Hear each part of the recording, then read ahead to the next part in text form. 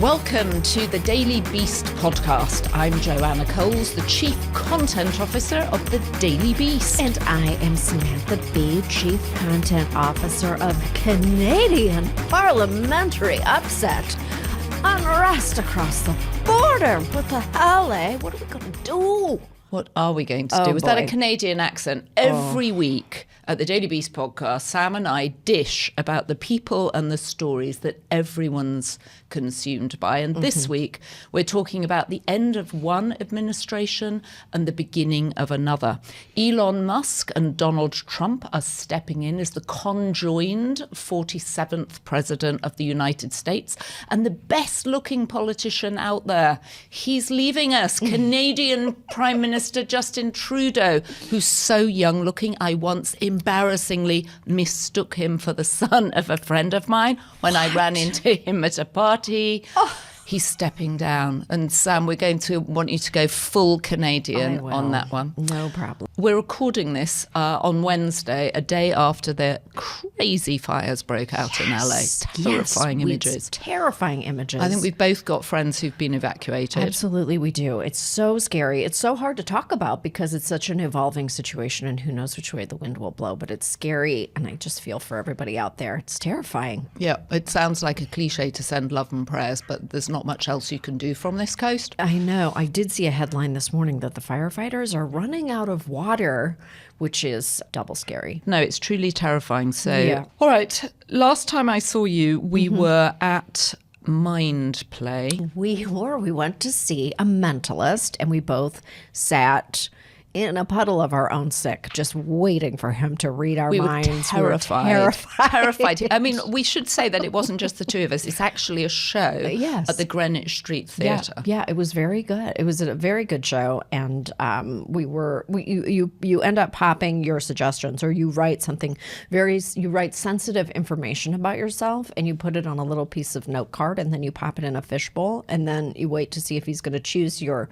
very personal information to bring you up on stage. And thank God he didn't choose us. I know, thank God. I was so anxious. Once I saw what he was doing to other people, I was very anxious he was going to choose me, although obviously I don't have anything personal to put on a note card. So I just bought Empire.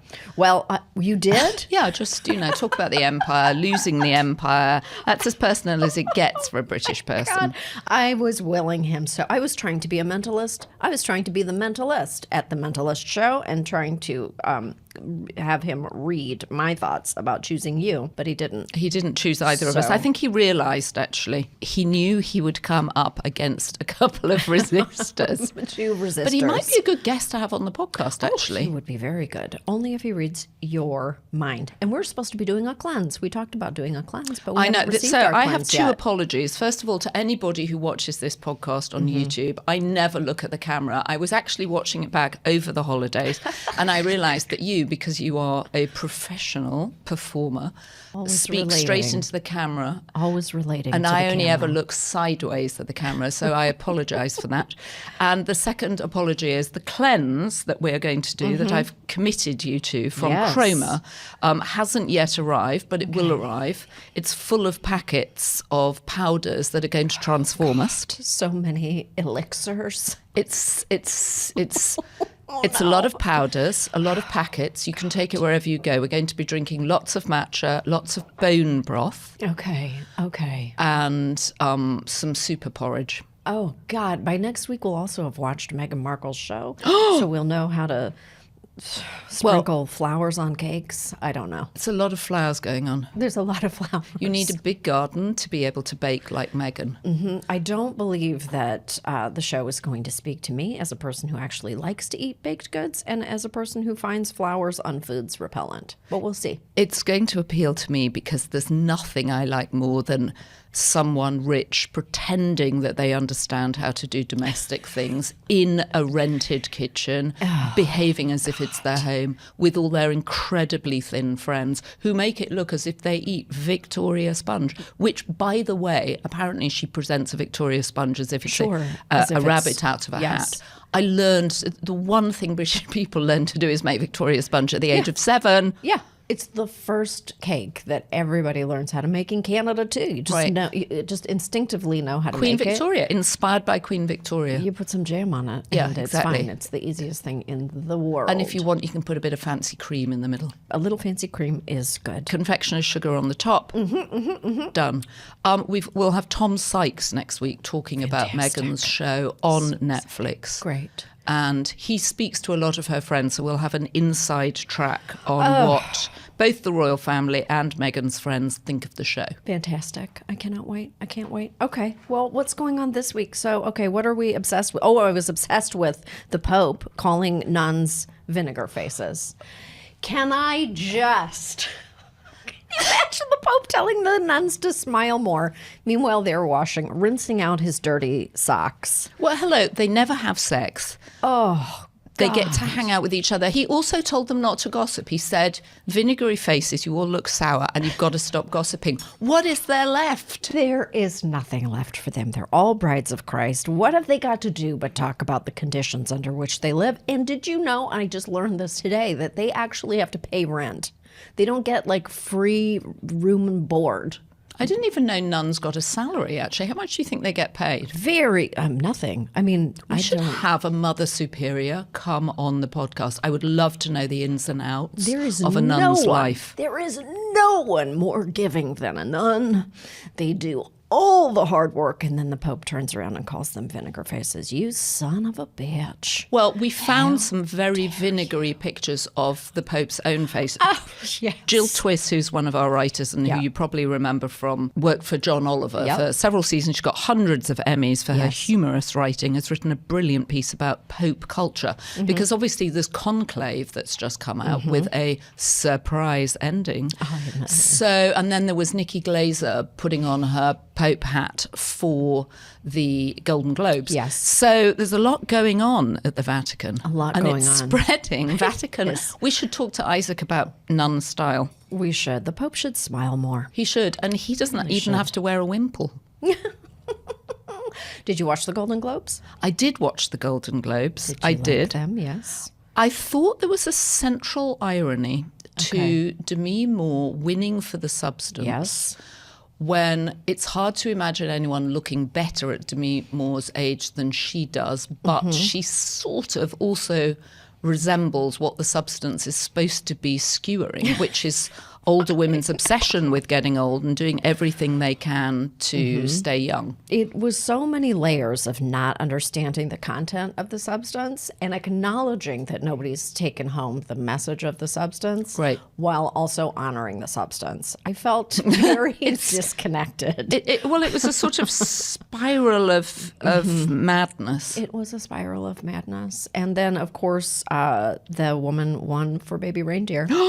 Oh, please tell me. I am so excited. This woman hails from the same place as I do. Jessica Gunning. She was so good in Baby Reindeer. Baby Reindeer. Yeah, can you do me a Baby Reindeer? I can't. You have to do it because she hails from the land that you hail from. She does, but in the show she plays a Scottish person and her accent is so good. Everybody thought she was Scottish. Yeah. Baby Reindeer. Baby Reindeer. But what I loved was her acceptance speech. I totally related to it because she talked about, and I'm going to do a little bit in a Yorkshire accent. Okay. There's a video of me when I was little and I was about 8 years old. My mum and my dad got me an hamster for Christmas and they brought it out on this bin bag in a cage and they put it in the bin bag. Happy Christmas. I've got a very Yorkshire accent and I just kept saying, I can't believe this is happening to me. I can't believe it. And that's what she felt like when she was getting the Golden Globe.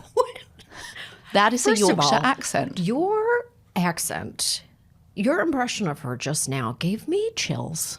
Well, you know I was channeling Jessica Gunning. She's a terrific actress. Wow, it made me as happy as when my parents gave me a hamster in a travel bag. Can I just say, I never had a hamster, but my sister did. Oh. We put it in the front porch where we had an unfortunate cold front and it appeared to have frozen and was in a coma. And my mother, in her brisk way, said, oh, goodness, we'll give it some brandy to see if it revives. She gave it a drop of brandy, whereupon it immediately revived and went roaring drunkenly round its cage. What? So we had a drunken hamster.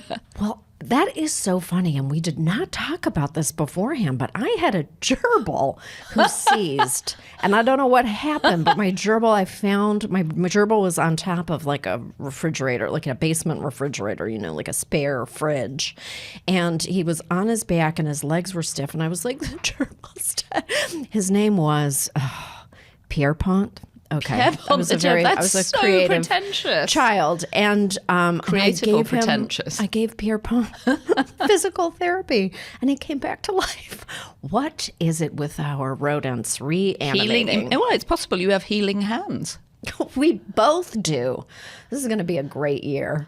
I think this is going to be a great year. I mean, there's so many portents for a good year. I'm very excited about it. Now, tell me something. I must ask you, because I know that, first of all, you drove your car off the road, because we were supposed to be having tea, and you called me and you said, I can't. I've written the car off. Yes, I had a car accident. I slid my car on a patch of black ice, and it actually took control of itself. There was no, like, driving in or out of the skid. It wasn't a skid. It was a beautiful, smooth, sideways motion of my car, and then the weight of the car, which, I have 3 children. The car has 7 seats. It's big. Were the kids in the car? Nobody was in the car, just me driving 25 miles an hour, literally driving under the speed limit. But the car took on a life of its own and then wrapped itself around a tree and came quietly to rest in front of a stop sign. It actually was kind of perfect, but the car was so damaged, and it shook me. I thought Canadians were supposed to know how to drive in ice. I thought you lived on the ice. We do live on the ice, but when a car goes sideways, I mean fully sideways, there isn't too much you can do except literally faint like a goat. Your arms go stiff. You just go with the flow. I did. The car hit the thing. The airbags didn't even deploy. That's scary. It was the safest car accident that did the most damage imaginable. And then I was like, you know what? I'm not going to drive on snow or ice for a little while. That was a little bit, traumatizing. And then I drove to Canada, and I drove through 16 to 30 straight ass blizzards and ice storms. So I'm fully recovered now. Okay, you've got a political blizzard up there. We certainly do. Are people paying attention in the 51st state to Governor Trudeau? Oh, yes, people are paying attention, of course. I mean, it's really no surprise to Canadians that Trudeau is stepping down. It's been in the cards for ages now. I actually think that if I had to, just in a light survey I did of everyone I know up there, we're actually a little bit more upset about being called the 51st state than we are about Trudeau stepping down, which was pretty much an inevitability. But, Canadians are very unhappy right now. This will be an election about change, very similar to I don't know why you're unhappy. You grew up with a basement fridge. In Britain, we couldn't believe it when we heard that people had a second fridge. We were like, where would they put it? Where do they put their second fridge? It's for your beverages. I know. I can't believe that. I still can't believe that people have a beverage fridge. It's such luxury. Such excess. Ridiculous. Okay, I'm excited about today's show. I am too, but I think we need to make some more money from it. So we're going to stop and have a quick break, some messages, and when we come back, we're going to be joined by Hugh Doherty, our executive editor, who is going to give us the Kremlinology coming out of Mar-a-Lago, where Elon is staying at the Banyan Cottage and has apparently overstayed his welcome. Oh my God, I can't wait.